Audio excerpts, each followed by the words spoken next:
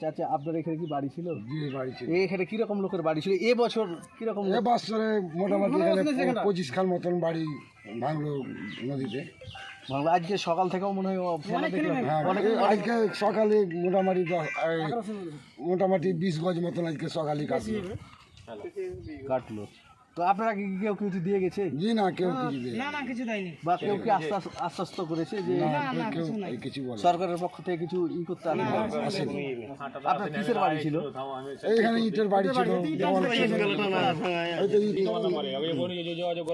আপনার বাড়িতে কটা মানুষ টোটাল ছোট বড় দিয়ে?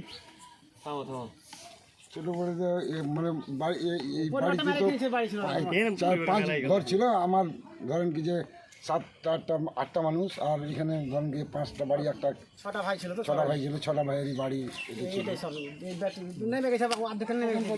এখন আপনারা কোথায় যাবেন?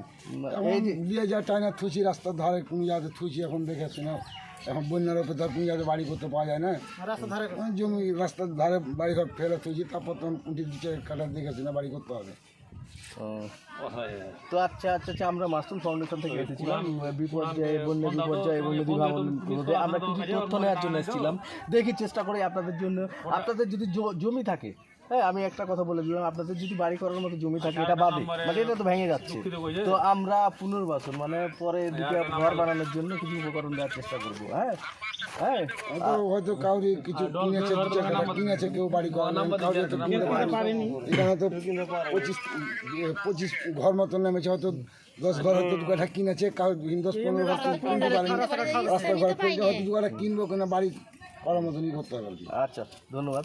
হ্যাঁ দোয়া রাখবেন, আপনার জন্য কিছু করতে পারি। হ্যাঁ পানি বিশুদ্ধকরণ ট্যাবলেট দিয়ে একটা নেন ভিডিওর মধ্যে। পায়খানা না পায়খানা, এটা পানি বিশুদ্ধকরণ। বিশুদ্ধ পানি আধা ঘন্টা একটা ট্যাবলেট 5 লিটার পানিতে দিলে আধা ঘন্টা পরে পানিটা বিশুদ্ধ হয়ে যাবে। এখন